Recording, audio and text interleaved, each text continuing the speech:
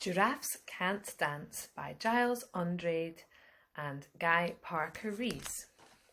Gerald was a tall giraffe whose neck was long and slim, but his knees were awfully bandy and his legs were rather thin.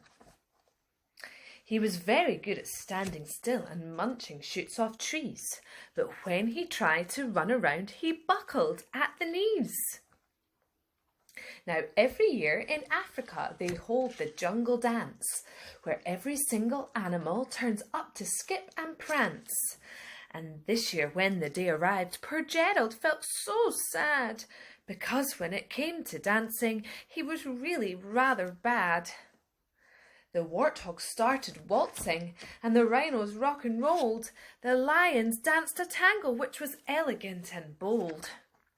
The chimps all did a cha-cha with a very Latin feel, and 8 baboons then teamed up for a splendid Scottish reel.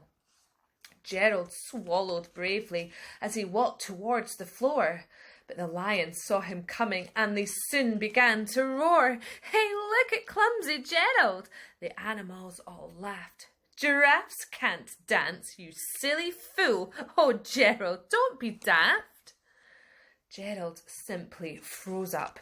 He was rooted to the spot. "They're right," he thought. "I'm useless. Oh, I feel like such a clot." So he crept off from the dance floor and he started walking home. He'd never felt so sad before, so sad and so alone. Then he found a little clearing and he looked up at the sky. "The moon can be so beautiful," he whispered with a sigh. "Excuse me," coughed a cricket who'd seen Gerald earlier on, "but sometimes when you're different, you just need a different song. Listen to the swaying grass and listen to the trees. To me the sweetest music is those branches in the breeze. So imagine that the lovely moon is playing just for you. Everything makes music if you really want it to." With that, the cricket smiled and picked up his violin. Then Gerald felt his body do the most amazing thing.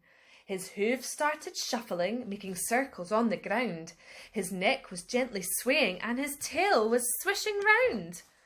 He threw his arms out sideways and he swung them everywhere. He did a backward somersault and leapt up in the air. Gerald felt so wonderful. His mouth was open wide. "I'm dancing. Yes, I'm dancing. I'm dancing," Gerald cried. Then one by one each animal who'd been there at the dance arrived while Gerald boogied on and watched him quite entranced. They shouted, "It's a miracle! We must be in a dream! Gerald's the best dancer that we've ever seen! How is it that you can dance like that? Please, Gerald, tell us how." But Gerald simply twizzled round and finished with a bow. Then he raised his head and looked up at the moon and stars above. "We all can dance," he said, "when we find the music that we love."